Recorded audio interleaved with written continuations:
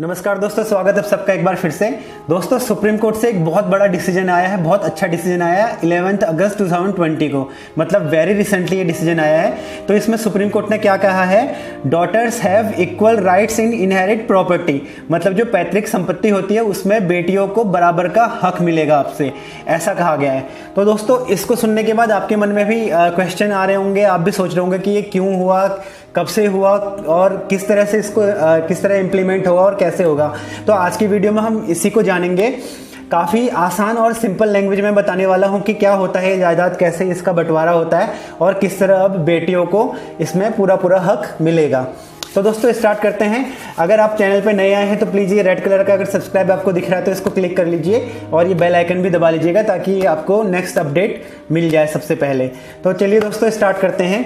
दोस्तों, आपको बता दूं कि इससे पहले जो इंडिया में जो इसका जायदाद का बंटवारा होता था वो हमारे पुराने हिंदू कस्टम्स के हिसाब से होता था हिंदूज में। तो इसमें क्या था कि वैदिक काल से ही चला आ रहा था कि जो जायदाद होती थी वो पुत्रों में बांटी जाती थी, मतलब पुत्री को नहीं दी जाती थी।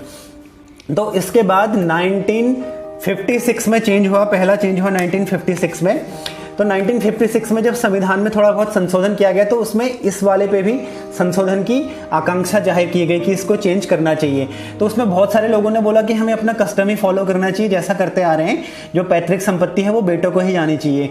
पर उसमें कुछ बुद्धिजीवी ऐसे थे जिन्होंने कहा था कि नहीं, हमें जो महिला सशक्तिकरण है उसकी तरफ भी ध्यान देना है और बेटियों को भी इसमें शामिल करना है। तो जो जायदाद का बंटवारा होगा उसमें बेटियों को भी शामिल करना है। ठीक है दोस्तों, तो इसमें क्या किया है, इससे पहले मैं आपको बता दूं दोस्तों, जायदाद जो होती है वो दो तरह की होती है, आपको पता होगा।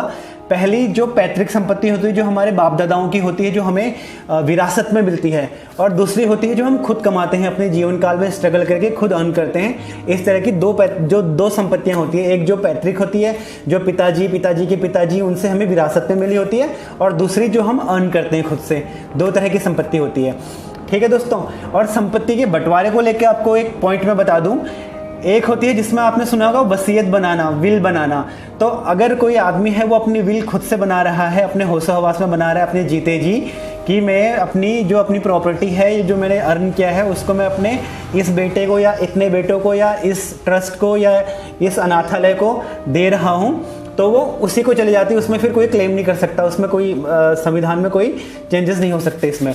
तो और जहाँ पे विल नहीं बनाई गई है, जहाँ पे वसीयत नहीं की गई है और वसीयत करने से पहले ही उस शख्स की मौत हो जाती है, तो वहाँ पे वसीयत का उसका जायदाद का बंटवारा कैसे होगा, ये वहाँ पे अप्लीकेबल होता है। तो उस केस में क्या होता था पहले कि पत्नी और बेटों में जायदाद बढ़ जाती थी, प्रॉपर्टी बढ़ जाती थी। बट अभी बहुत सारे चेंजेस हुए हैं, तो चलिए देखते हैं, स्टेप बाय स्टेप मैं आपको बताता हूँ।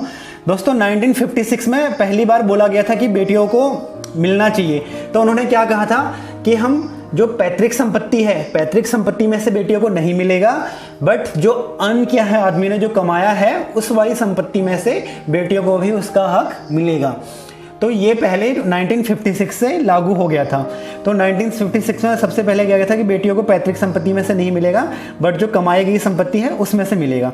ठीक है दोस्तों, फिर आए 2005 में, फिर संशोधन हुआ इसमें, सुप्रीम कोर्ट ने 2005 में संशोधन किए और 2005 में ये बोला गया महिला सशक्तिकरण को बल देने के लिए, और बोला गया कि बेटियां तो बेटियां हैं, उनको भी बराबर का हक मिलना चाहिए, ना केवल कमाई हुई संपत्ति में बल्कि जो पैतृक संपत्ति है उसमें भी बराबर का हक मिलना चाहिए।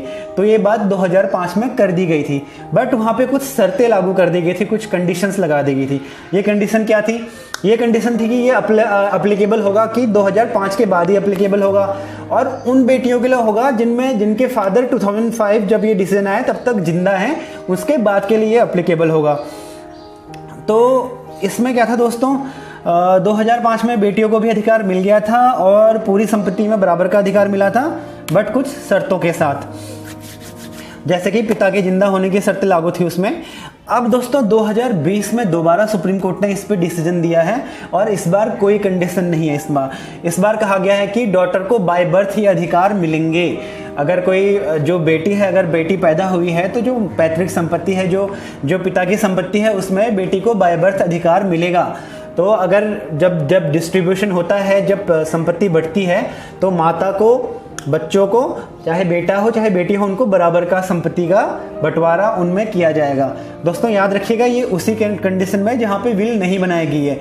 अगर विल बना दी जाती है कि मैं अपनी जायदाद को इसको या इस ट्रस्ट को या इन बच्चों में इसमें बांटना चाहता हूँ, इसको इंक्लूड करना चाहता हूँ, इसको एक्सक्लूड करना चाहता हूँ, तो वहाँ पे ये नियम लागू नहीं होगा। बट हाँ, जहाँ पे अनविल्ड है, जहाँ पे विल नहीं बनाई गई है, वसीयत नहीं बनाई गई है, वहाँ पे ये लागू होगा। और इसमें कोई कंडीशन नहीं होगी कि बेटी कब पैदा हुई है, किस साल में पैदा हुई है, या पिता अभी जिंदा है या नहीं जिंदा है, ऐसी कोई कंडीशन नहीं होगी। बेटी को भी अधिकार मिलेगा। ठीक है दोस्तों, तो ये बताया गया है 2020 में। दोस्तों इससे रिलेटेड अगर आपको कोई क्वेश्चन हो, कोई क्वेरी हो, आपको लगता हो कि अभी ठीक से समझ में नहीं आया है, तो आप प्लीज़ मुझे कमेंट बॉक्स में कमेंट करके पूछ सकते हैं कि जो अधिकार दिया गया है इसमें बेटी को, वो किस तरह अप्लीकेबल होगा।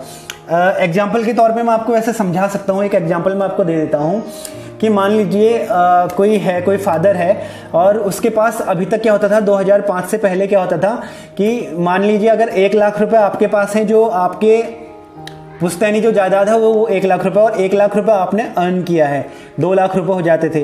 तो इससे पहले क्या होता था, 1956 से पहले क्या होता था, वो 2 लाख रुपए बेटों में बराबर बढ़ जाते थे, या बेटों में और माँ में। अगर सपोज कीजिए एक बेटा है, तो फिर क्या होता था, आदमी की मौत के बाद वाइफ को 1 लाख रुपए मिल जाता था और 1 लाख रुपए बेटे को मिल जाता था, बराबर का बंटवारा हो जाता था।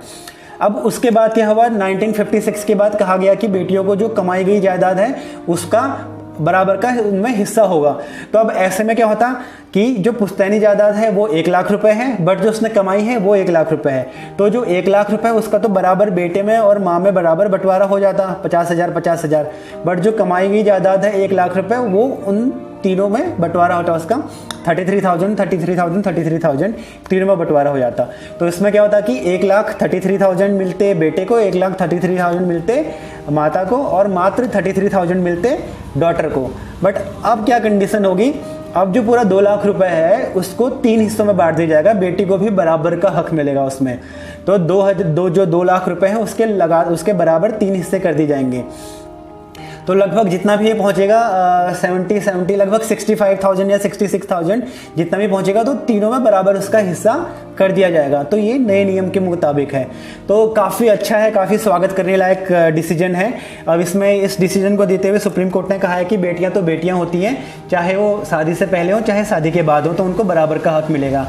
और एक इंटरेस्टिंग कोट किया था उन्होंने कि बेटे शादी के बाद बदल जाते हैं, बट बेटियां बेटियां रहती हैं। तो दोस्तों काफ़ी अच्छा डिसीजन है, स्वागत करने लायक डिसीजन है। उम्मीद है आपको समझ में आया होगा। और कोई क्वेरी होती तो प्लीज़ कमेंट बॉक्स में कमेंट कीजिए, आपको मैं डिटेल में और एक्सप्लेन कर दूंगा इसको।